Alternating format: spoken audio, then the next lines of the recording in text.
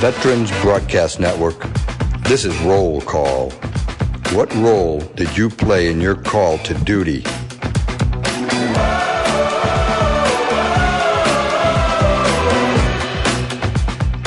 You're listening to Veterans Roll Call.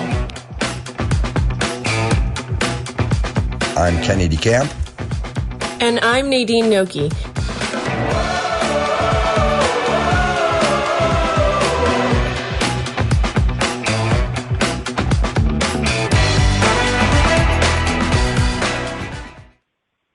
Hey, hello everyone. Welcome one and all. As you just heard, this is Roll Call, and we're part of the Veterans Broadcast Network. I'm Army veteran Kenney DeCamp, and I was with the Medical Corps from 67 to 1974. And I'm Nadine Noky, Army veteran and Lady Brigade entrepreneur. And we'll be bringing you stories on the roles played by veterans and veteran supporters. Tonight's show starts with us learning about VSOs. VSOs. Okay, Nadine. I'm wondering how many people out there know what VSO stands for? Because just shortly, within the last month, I learned what a VSO was. Now, I'm an Army veteran for 50-some years, and I have found out that VSO stands for the Veteran Service Organizations. And I was quite surprised. I had to try to figure out if a veteran service organization was connected to the VA, part of the VA, sort of separate, and the VA works with them. And so doing my research, we came up with finding out what a VSO is. And Nadine, that's what we're going to talk about tonight. And we got a special guest coming on with us in a little while. He's Marty Callaghan, the Deputy Director of Veterans Affairs and Rehabilitation Division of the American Legion, who I saw recently was in front of Congress talking about some of the benefits that are available and some of the complications of what's going on with veterans and their benefits.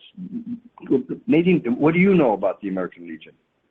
Well, I know that there are several of them, one of them being the American Legion, which is interesting because they actually have 2.5 million members and 10,000 posts, but if you really think about it, the veteran population is about 20 million, so they have 10% of veterans living today a part of the American Legion. And I find that quite unique, and a very good number. What I did find out too, Nadine, is that there are over 100 VA-recognized VSOs, American Legion being the largest and probably the best if it's got so many good members involved with it. But I found out also that no two VSOs are the same. And these organizations have two things in common. They all help veterans navigate the VA claims and benefit systems, but they also help veterans connect and live fulfilling lives through the local facilities and programs. All of these organizations, I understand, have Washington, D.C. Offices, advocate areas for them. Let's say I'm wondering, you mentioned that you had some familiarity with the VFW, which is also another service organization that has over 4,000 posts. I guess that would probably be here and abroad. Are you familiar with any other ones as well? Yeah, of course, the ones that I believe a lot of people know of are the Disabled American Veterans, as well as the Paralyzed Veterans of America. They're two organizations that really help with seriously injured veterans. They dedicate themselves to the veteran services and finding out more ways of gaining benefits, as well as they do medical research. They have civil rights for these disabilities. And one thing I found, the DAV also offers rides to disabled veterans. And I guess last year I heard something like 700,000 rides were given to veterans across the United States. I had no idea. I would have used them when I lived in Brooklyn, for sure. Especially Brooklyn. Right. Who else do we know about? I think there's a few more we could talk about for a second. Do you know anything about AMVETS? Have you heard of them? I did a little research when we were going to talk about this. on the radio today. And AMVET's mission actually is to enhance and the safeguard of the entitlements of all American veterans that have served honorably and to improve the quality of life for them, their families, and the communities. And they have about 1,400 locations throughout the country. Interesting. I remember donating a lot of things to AMVETS when I lived in Chicago, and they always would come to our door in an AMVETS vehicle with some sort of tag on it. Now I know a little bit more about them, and I know they're a VSO. My group, of course, that I got involved with for a while was the Vietnam Veterans of America. They have a full range of issues that are very important to Vietnam veterans. A lot of it has to do with how we were treated upon our return. They try to change the public perception of what a Vietnam veteran is. Their motto, by the way, is, let me see, never again will one generation of veterans abandon another. That's very interesting. And you being from Iraq, as an Iraq vet, did you find anything? I do know that there is, I would say that they're more of an up-and-coming VSO and fits more of my era. And they serve, it's the Iraq and Afghanistan Veterans of America. They serve and empower a post-9/11 veteran community. And it's for men and women, and they're just helping with different programs that help navigate veterans through the complex, VA system and helping them get the services that they need in this time and this age of what is unique to them and their service. Sure. It's a complex roadmap out there, and that's why I'm glad we'll be going to Marty in just a few minutes. But before we do, today's title of our show is about VSOs, and also, what's your number? Nadine, do you know what your number is? Number one. I'm just kidding. I have no idea what you're talking about numbers at all. So what do you mean by numbers? Well, it turns out that there's a thing called the priority group. Have you heard of that term? No. The only thing I'm familiar with is when I first got out of the military, I remember having a couple, I don't know if it was a year or two, to be in the system and getting priority to get doctor's appointments and all that being post 9/11, and there was a grace period for us to get priority.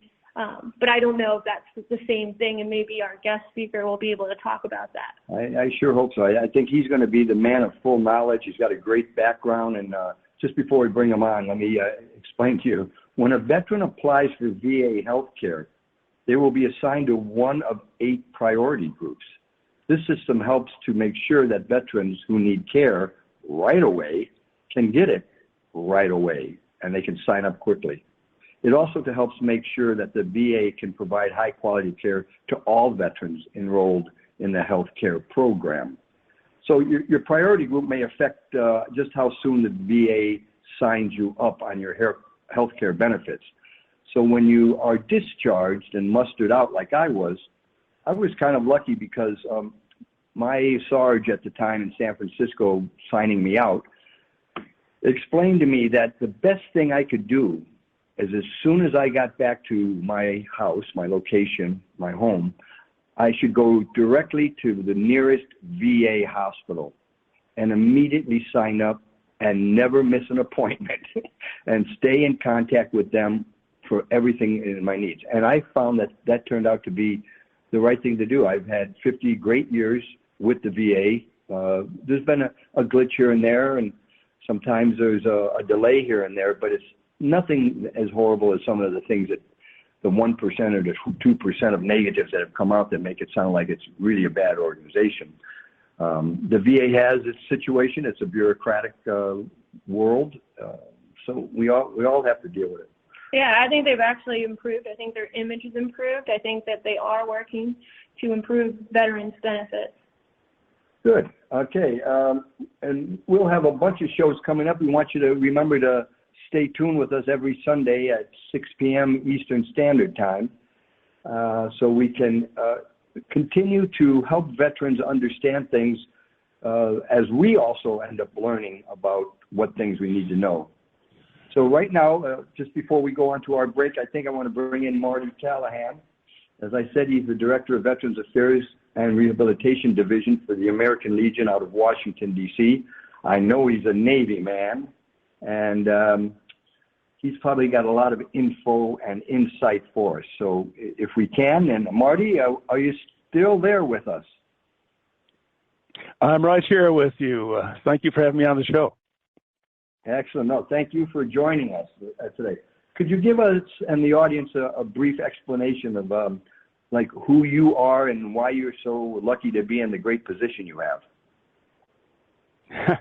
Well, sure. First of all, I'd like to clarify I'm Deputy Director for Claims Services of our Veterans Affairs and Rehabilitation Division in Washington, D.C., and I've been in that position for just a couple of years. But before that, I was a claims specialist, and I worked on probably 5,000 plus claims appeals for veterans, trying to get them their benefits. Oh. But I'm a native of South Side of Chicago, Southwest Side. Grew up on 69th and Ashland. Lifelong Cubs and Bears fan. Joined the Navy last century. 20th century sailor. Served from 75 to 81. Photojournalist. Did a lot of interesting things. Saw a good chunk of the world. Got out. Hired by the U.S. Naval Institute in Annapolis, Maryland. I was an assistant editor for their magazine, Naval Institute Proceedings. Met a insurance salesman living in Owings Mills, Maryland, and drove to his house in November of 1982 to read the first chapter of a book he was working on. His name was Tom Clancy, and the book happened to be Hunt for Red October. So I kind of put them together with our Naval Institute Press, and the rest is history. But it was interesting to read that first chapter in the den of his house in Owings Mills, Maryland. But I left the Naval Institute and went on to do public relations and documentary production work through the years.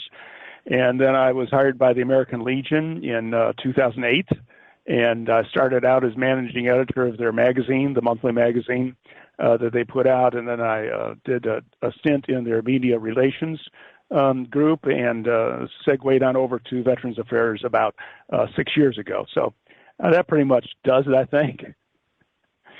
Well, I'm totally impressed, especially the Clancy part. Lucky man. What a way to start the game. Well, I happen to be just the right person at the right time. He did all the hard work.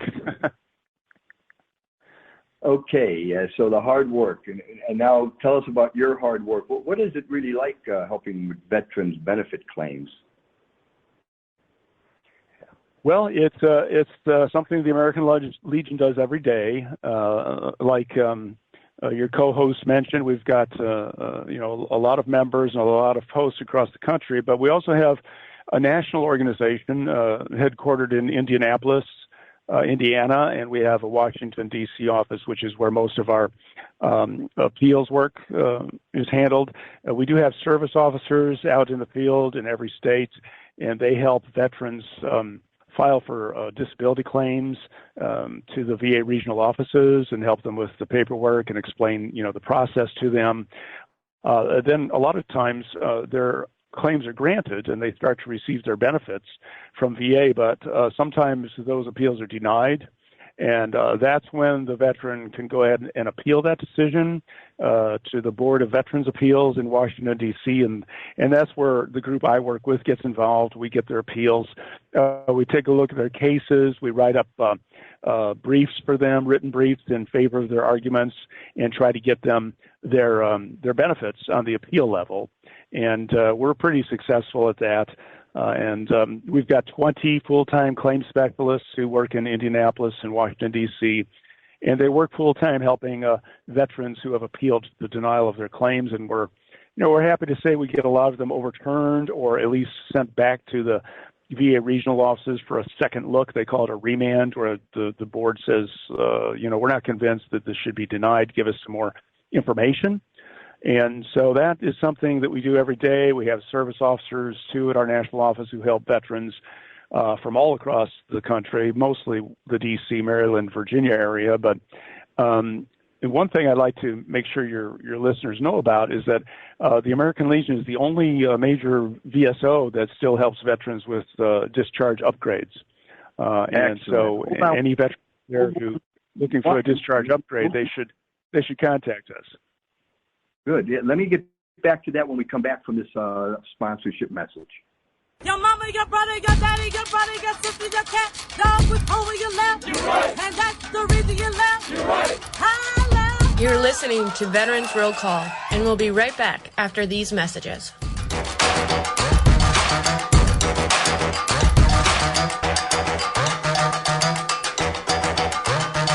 My father was the best truck driver I've ever known in my life.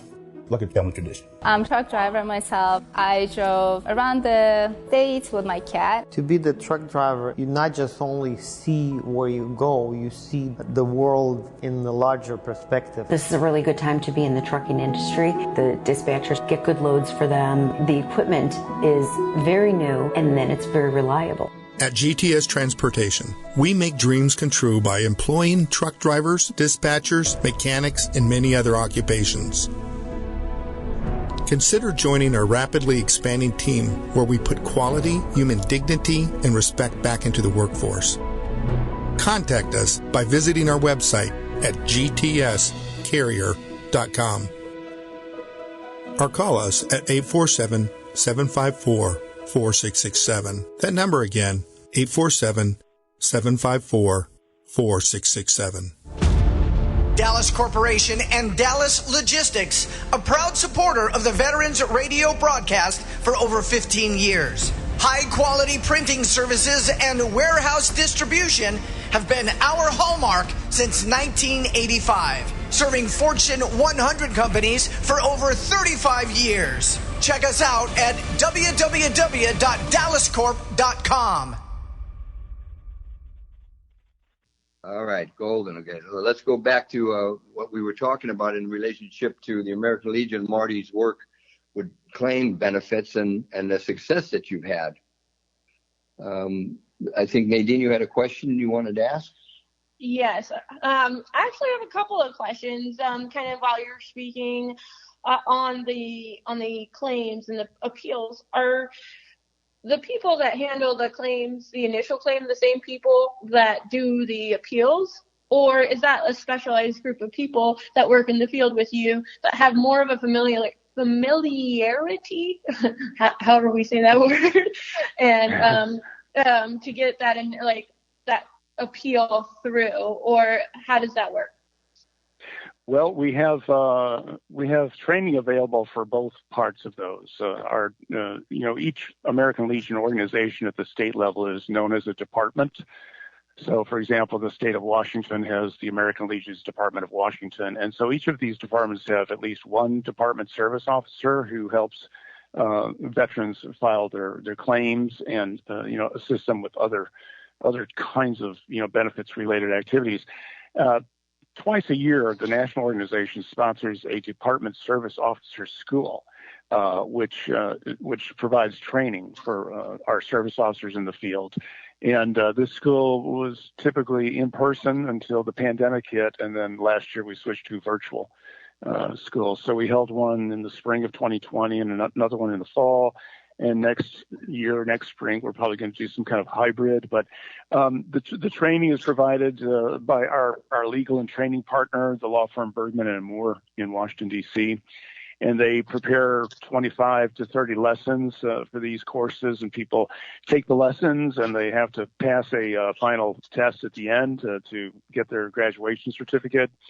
And so this is a way that we provide training to the service officers who basically work with veterans in filing original claims, but they can also help with appeals. And then in Washington, D.C. and Indianapolis, we have 20 full-time claims specialists, and they're the ones who work completely on the appeals that are filed by the veterans. And they're filing a lot of appeals, and we've got plenty of work to do. But also, if they call our claims specialists, they can get advice on original claims and things like that. So I guess your answer is that our service officers in the field focus mostly on filing original or initial claims for veterans, and that our specialists in D.C. and Indianapolis work mostly on the appeals and getting them through the Board of Veterans Appeals. But they're kind of cross-trained in some ways, so that they can help out with the entire continuum of the claims and appeals process in some way. Oh, that's good to know, actually. I just was curious about that, and I'm sure a lot of other listeners were as well. The other question that kind of comes to mind is, I know me working in any job, if I could tell somebody or tell a veteran, like maybe one, what is the number one thing that a veteran can do to best help their claim, either before, during, or after they get out? And what is like the easiest problems that can be avoided? Like if you could have every veteran on the horn listening right now, either filing a claim or filing an appeal, what would be the number one thing that, or maybe a couple of things that you would advise them to help them with that claims process? Yeah, the best way for veterans to help, with their claims is to, first of all, I would say take good notes while you're on active duty. And, everybody has their service treatment records, but not everything gets entered into service treatment records. And sometimes service treatment records are lost or whatever. So, for example, if someone is on active duty in Afghanistan and they're involved in a motor vehicle accident that gives them some kind of a shoulder injury, I would make a note of that as some kind of a statement, some kind of a record, and keep it and take it with you, so that if you file a claim later, you can submit what they call a lay statement saying, on such a date in Afghanistan, I was involved in a motor vehicle accident, incurred severe injury on my left shoulder. The pain has been chronic since I left active duty, and I'm filing now for a service connection for my current shoulder condition. So it's important to keep records of what happens to you when you're in the military. And then the other thing, when you leave the service, a lot of times when a veteran files a claim, they are examined by a VA medical professional. And the VA just recently, last October, they used to do all these, they call them C&P exams, compensation and pension claim exams, where if a veteran files a claim, they have to have one of these exams before their claim can move forward. And VA contracted all these out last October to VA contractors. And, it's sort of like 6 of one, half a dozen of the other. VA has provided training to these folks, but I've heard stories about how some of these contractors aren't as familiar with the medical treatment of veterans as maybe a VA examiner would be. So I'd say be careful about the exam you get. And if you feel like the exam you get from VA is inadequate, then, see if you can dig into your pockets or your checking account and go get a second opinion from a private examiner, because a private medical examination can be submitted as evidence, and oftentimes it will counter.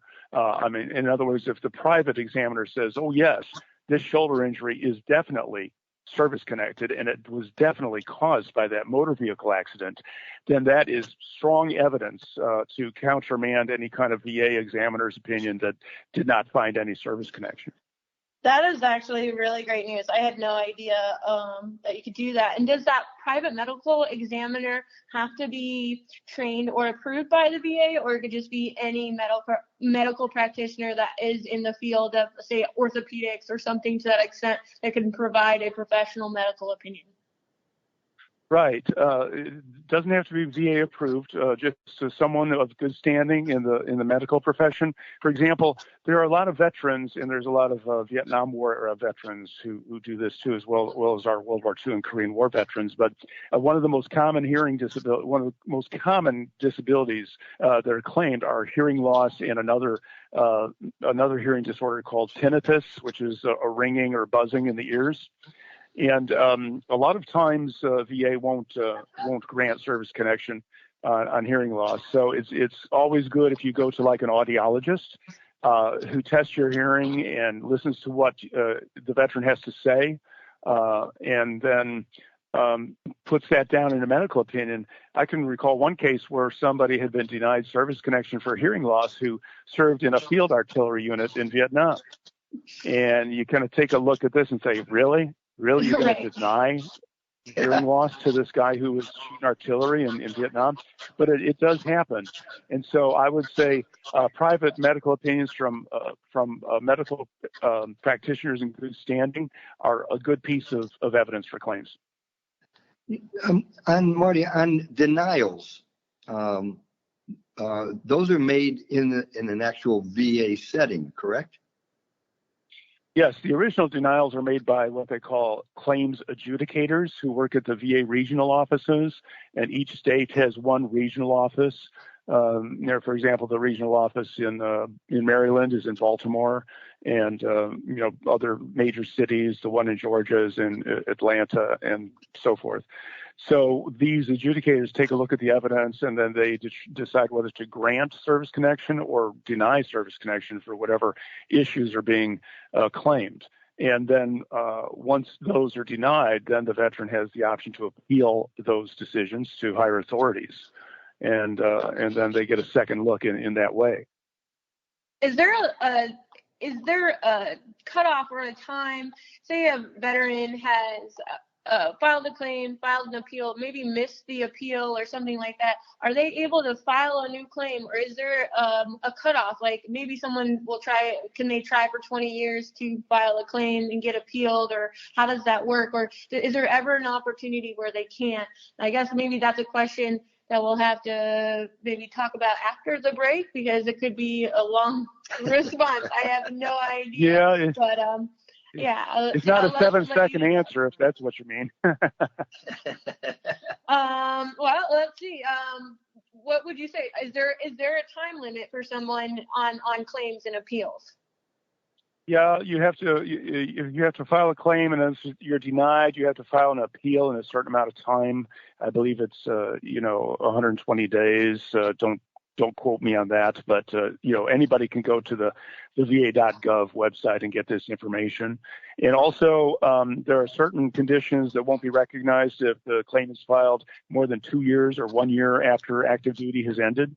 So what does a person, if somebody is interested in knowing more or working closely with your organization, what do they need to do to get involved? Is I know there's locations, obviously, like every department and every post, but do they go to the VA to get connected with you? Do they go online? What do they do if they want to work with a VSO? Yeah, just go online to our VSO. It's legion.org, and you can join online. You can join just the national post, or you can join a post in your area. Several colleges and universities have started Legion posts in recent years. They're geared more toward networking and job finding and assistance with the daycare and things like that. The legacy posts we call, they've been around for quite a while. They'll actually have a brick and mortar building and food and beverage service and activities and meetings and things of that nature. But some veterans are fine with that. Other veterans may not want to go to actual physical meetings, but be part of a virtual post, and we certainly have those available too. The point is to join the Legion to support what we do and to support our mission, which is to help veterans and their families every day. I had put in a claim and got denied by a employee of the VA.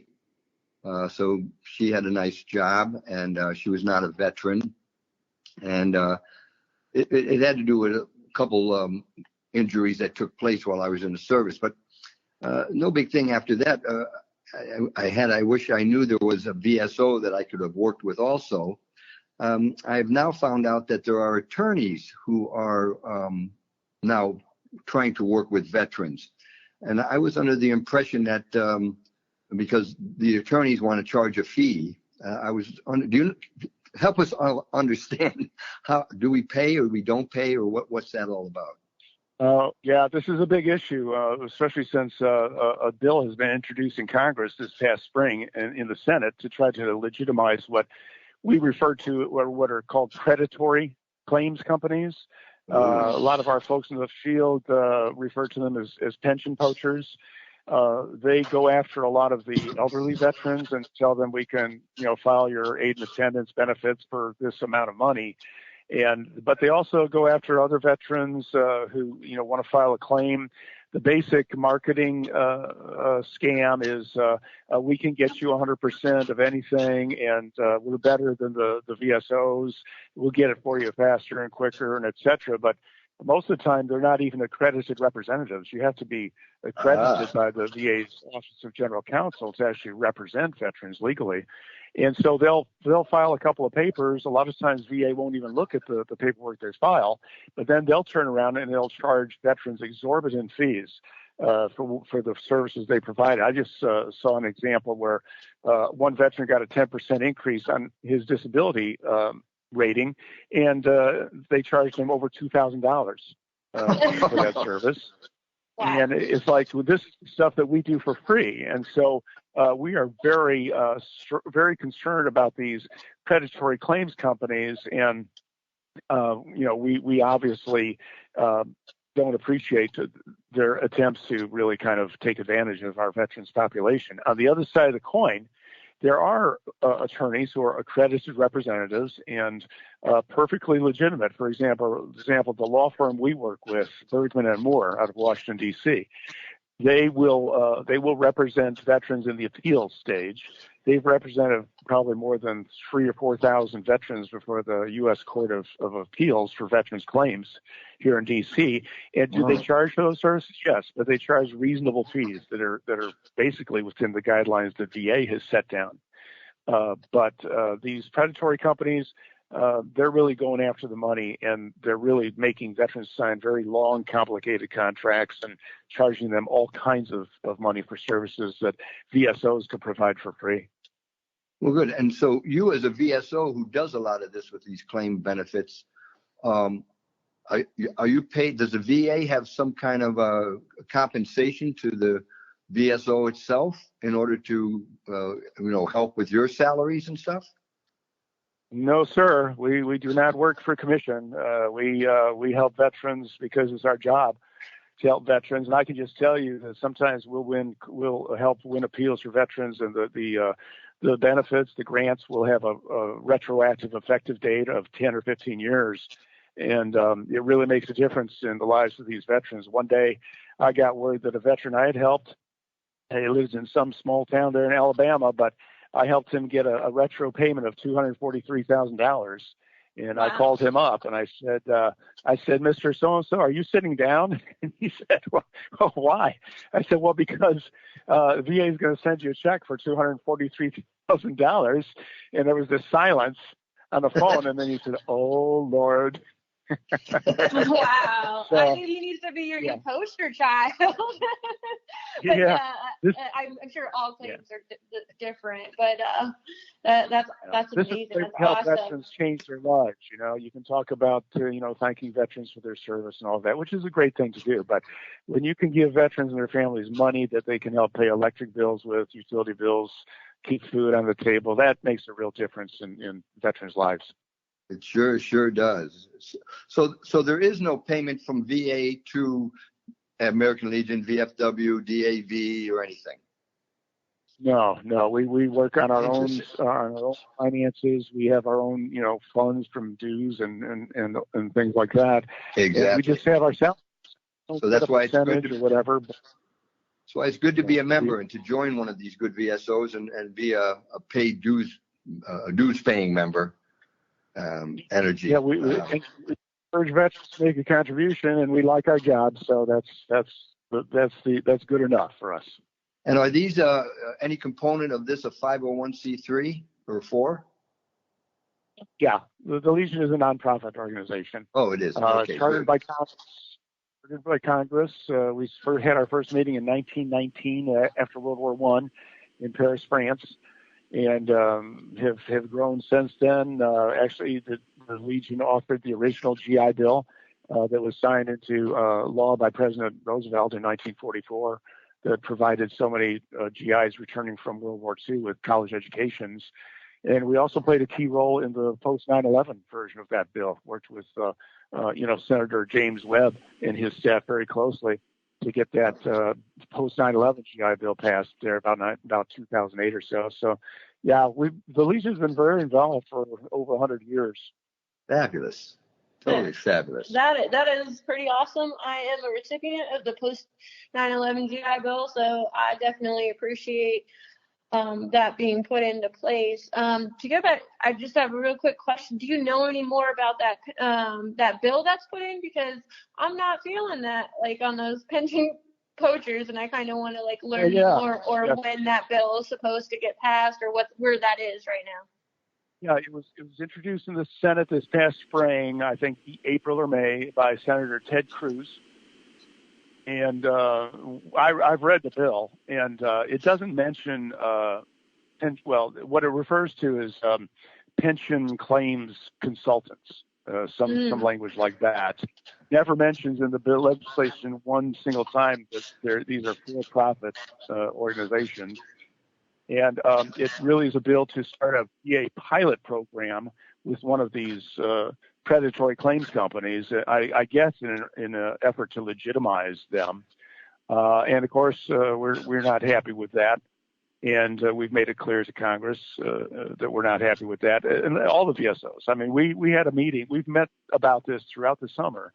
And all the VSOs are opposed to this. And we had a staffer come on board from one of the Veterans Affairs committees, I think the Senate Committee for Veterans Affairs. And, she asked us, she said, well, if you don't want this bill to go through, what can you give them? I mean, what is a gimme that you can give them in return for this bill not going through? And we all said nothing. We don't want to give those people anything. They're illegitimate. They're stealing money from veterans. And the answer is no. We have nothing to give them in return. And she said, okay, well, I'll take that back to the committee. So that's the stand. I have one more question, and then we're actually. I'm probably getting ready for a commercial. Yeah, I gotta pay the bills here, but don't break those rules again. Yeah. So the one other question that I had for that is, do you guys, as you just mentioned, that's where it came from. Do you meet with other VSO organizations, kind of that you're on the same page, advocating for veterans as a whole? I mean, you've got so many powerful organizations. I'm sure there's even veterans involved in several different, nonprofits. Do you guys meet annually, or do you guys have like a system in place in Washington, D.C., where VSOs from all different organization groups work together to advocate for veterans? Mm-hmm. Yes, every Monday afternoon at 1 p.m. We meet online for our weekly meeting. It's run by DAV, Disabled American Veterans, or actually say facilitated, and we're all on there. VFW, PVA, the American Legion, various other groups, Wounded Warrior Project. I know I'm leaving several out, but Iraq and Afghanistan Veterans of America.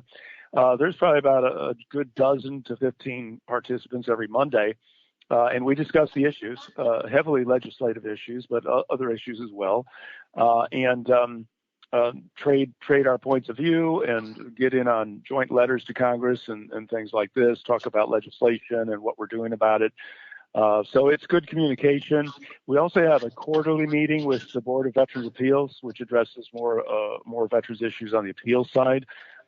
They're getting more into these virtual hearings online, which are much better for the veteran because, one, there's no travel expenses. They used to have to come to Washington, D.C.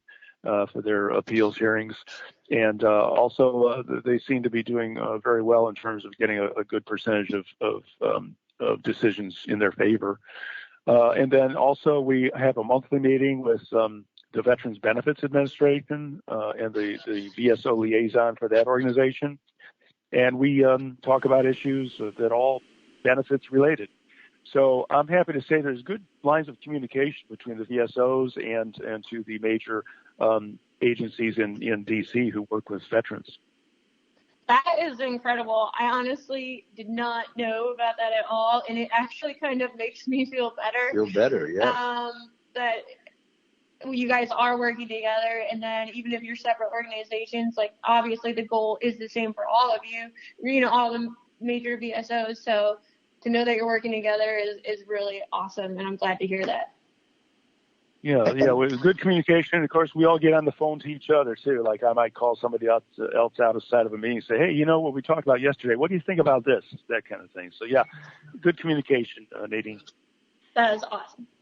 Yeah, and when I did some research, and it said that there are over 100 VA recognized VSOs. I was, 12 of them that I could have named or remembered seeing. What would some of these other 90 be? There's a lot of organizations that are, smaller in number, but they represent, various subgroups of veterans. There's one that comes to mind, the Military Order of the Purple Heart Association. Oh, sure. It represents them. Marty, I think we hit the 6:45 mark. Mark, are we ready for a breakaway? Yes, we are. All right, break it away, and we'll be right back, and we'll see what's going on and finalize our talks here with Marty Callaghan from the American Legion. Roll call. We'll be right back after these messages. For the future reunion, like Cassidy, the aggregate,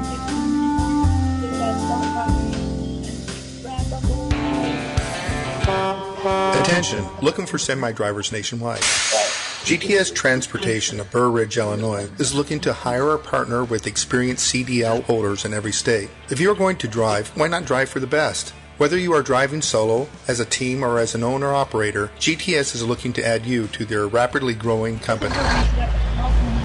Become part of one of the most respected, driver-friendly, and successful transportation companies in America, where drivers are treated as royalty.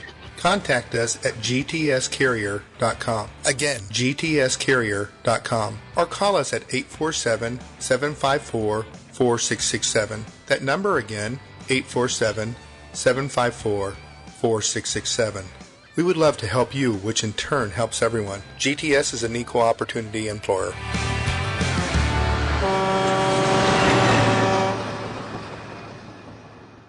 And we're back. All right. And Marty, with all that's going on, I had never heard about this priority group number. How much or how are the VSOs involved with that? Do they have any say-so on it? Or is it just when you get mustered out and you go to the VA hospital, they assign you this group 1 through 8? Mm-hmm. Yeah, it is 1 through 8, and it's based on a lot on the severity of veterans' disabilities.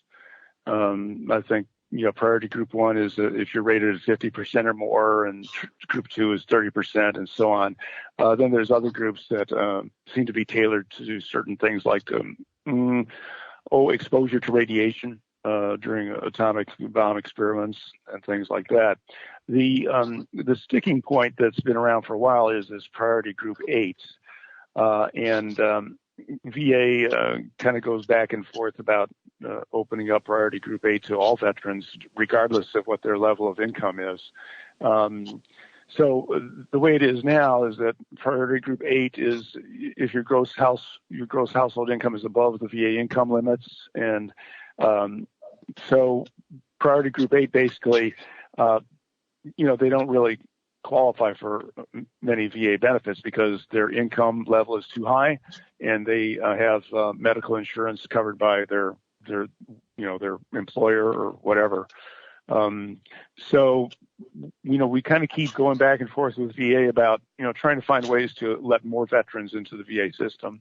But they do have a large number in there already, and there's also a question of VA. How much can VA handle, and how old some of their hospitals are, and needing more funding for more infrastructure, and needing more funding to raise the salaries of their medical staff and things of this nature. So there's a lot of issues involved with how many veterans are currently served by VA and how many should be served or could be served under more ideal conditions. But the Legion is monitoring that issue as well. And going back to the claims process and all that, and handling what the VA can handle, what different VSOs can handle. Right now, what's the average time for an initial claim, and how long does it take right now? I mean, possibly COVID probably had an impact on it for the appeals process. Is there an average length of time that a veteran has to wait after they put an appeal in for how long they're going to get a letter back if they've been approved or denied? Yeah, there is a delay. There is a backlog and claims pending and things of that nature. I think right now the VA has right around 200,000 backlogged pending claims. That means that they've been in the system for at least 125 days or longer. Wow. And then there's also a lot of appeals that are in backlog. Trying to remember the number right now. I think it's probably in excess of maybe 100,000. But a lot of these appeals are backlogged because they need to have some hearings scheduled. The veteran has requested a hearing, and of course, a lot of things were canceled because of the pandemic last year. So, two things the pandemic had an effect on was VA canceled all of its medical exams because they were in person at the time. And so that put a backlog on the claims. And then the board canceled all of its in-person hearings. So that put a backlog on the hearings. So they're trying to solve this now with virtual hearings, and VA's trying to solve the exam backlog with a variety of efforts. But to answer your question, yeah, there's a lot of claims that are pending more than 125 days. And VA has been working to improve the process, and so has the board been working to improve the appeals process, and I think they've made some headway. Things seem to be moving along a little quicker on the appeals side. The claims side, I'm not quite as sure because it seems like the backlog has been gradually increasing over the past several months. We got a caller on hold.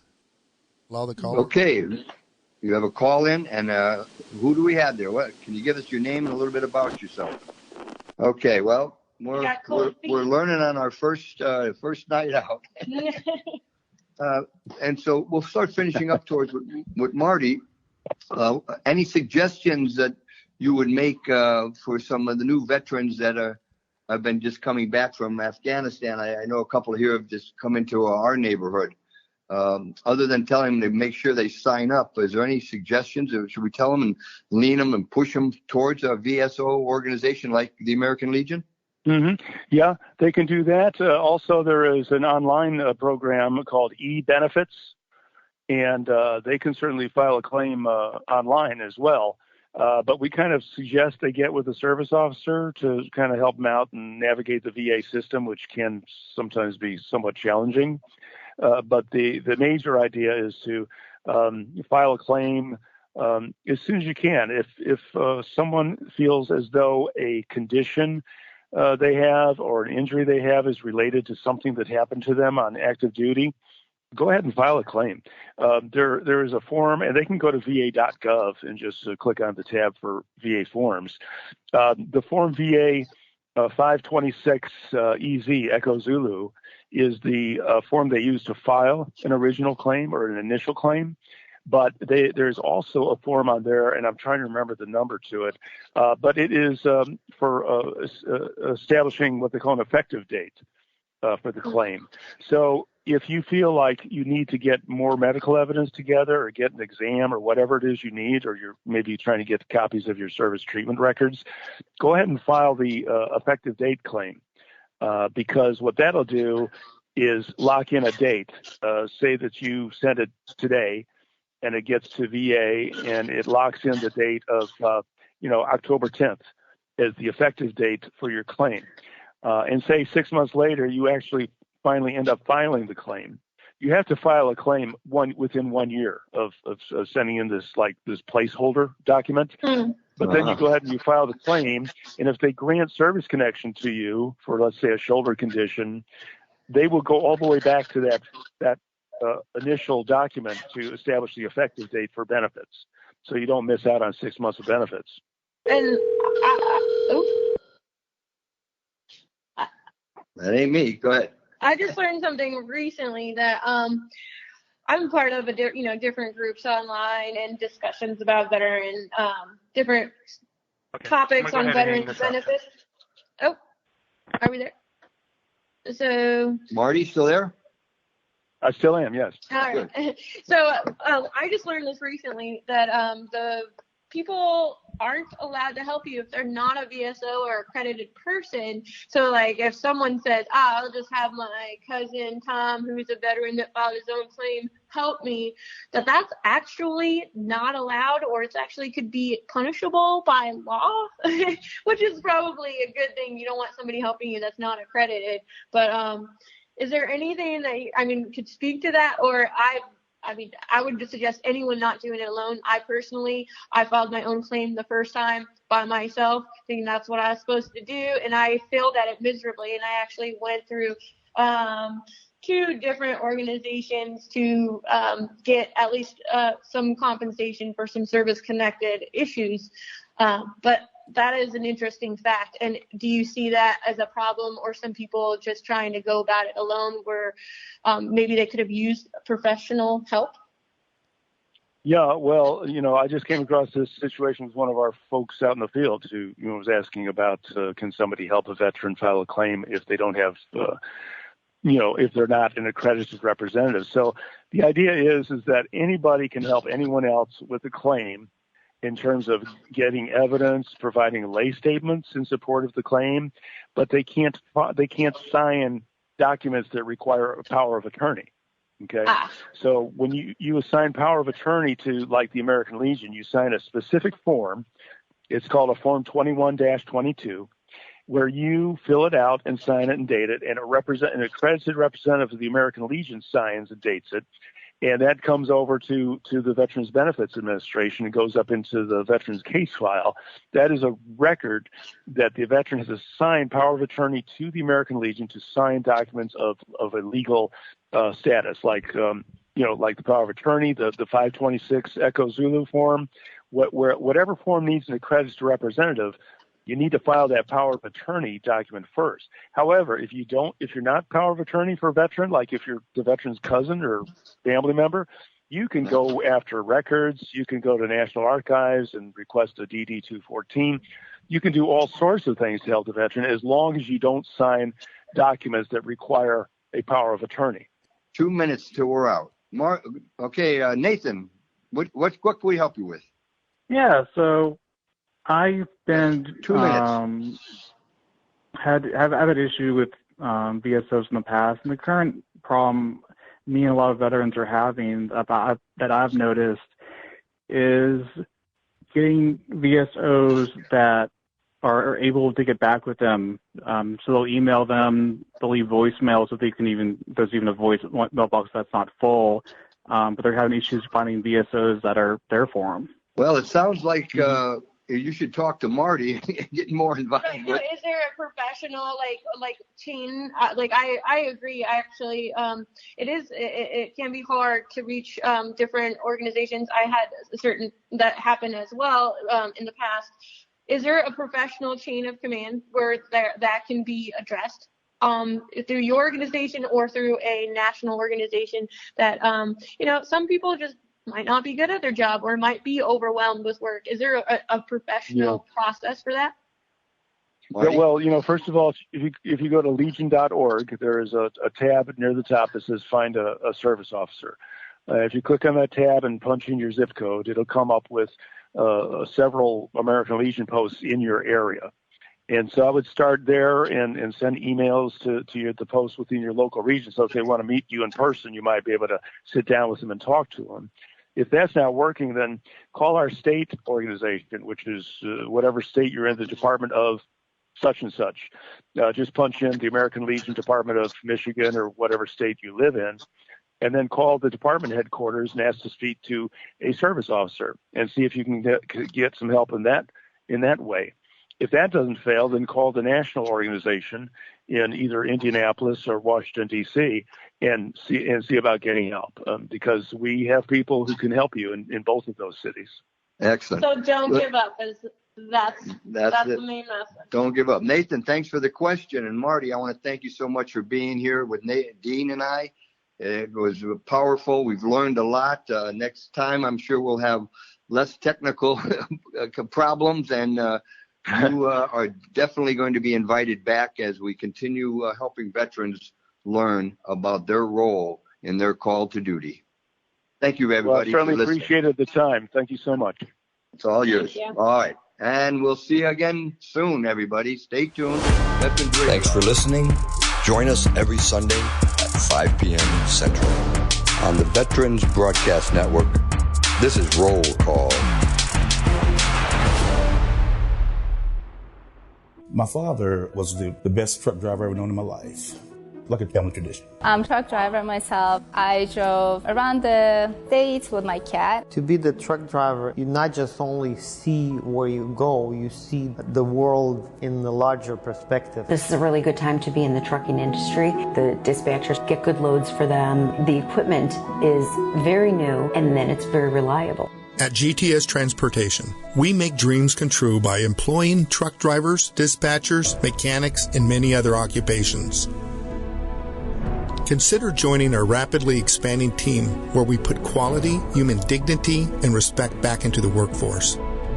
Contact us by visiting our website at gtscarrier.com or call us at 847-754-4667. That number again, 847-754-4667.